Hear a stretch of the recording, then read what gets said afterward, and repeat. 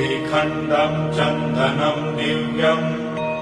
गन्धाढ्यम् सुमनोहरम् विलेपनम् सुरश्रेष्ठ चन्दनम् प्रतिगृह्यताम्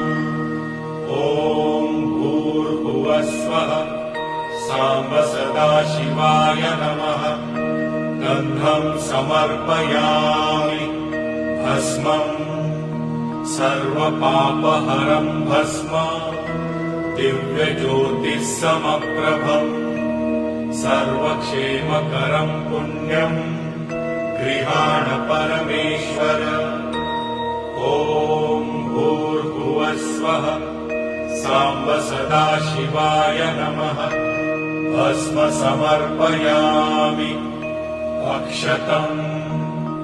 अक्षताश्च सुरश्रेष्ठ कुङ्कुमाताः सुशोभिताः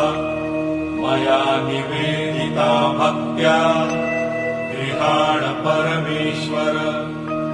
ॐ भूर्भुवस्वः